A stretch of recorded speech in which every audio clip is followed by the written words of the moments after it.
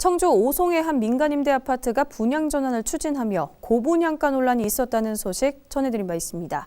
이런 일들은 청주뿐만이 아닙니다. 전국 곳곳에서 일어나고 있습니다. 하지만 이를 막을 수 있는 방법은 전무하다 보니 결국 입주민들의 한숨만 커지는 상황입니다. 남궁형진 기자입니다.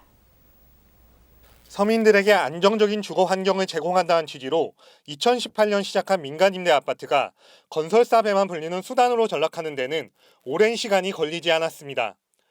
주민들은 이 제도 도입 취지대로 시세보다 저렴한 임대료를 내고 몇 년 동안 거주하며 돈을 모은 뒤 분양을 받거나 다른 곳으로 이사를 가면 된다고 생각해 입주를 결정하지만 현실은 다릅니다.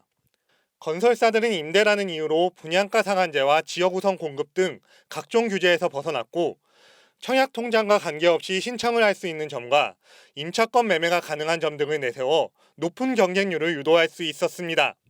특히 관련법상 분양전환 때 아파트 가격을 감정평가 금액을 넘을 수 없다고만 규정하고 주민 동의를 전제하지만 분양전환 시기나 분양우선권 부여 권한을 가지면서 건설사가 일방적으로 조기 분양을 추진하고 분양가를 정할 수 있게 됐습니다.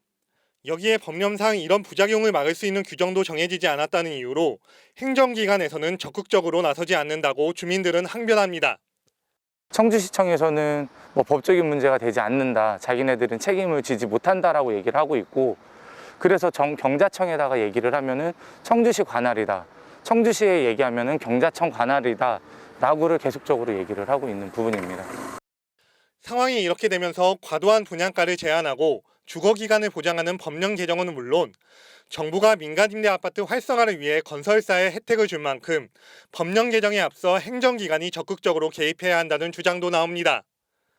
민간임대 특별법 개정을 통해서 그런 지원책을 없애는 법 개정이 필요한 것이고, 지금 이미 공급돼서 분양 전환을 앞두고 있는 것에 대해서는 그게 법 개정 사항이 아니더라도 행정부에서 할 수 있는 역할을 해주는 것이 필요하지 않을까 싶습니다.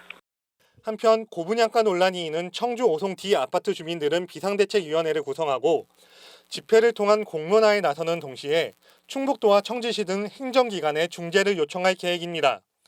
HCN 뉴스 남궁형진입니다.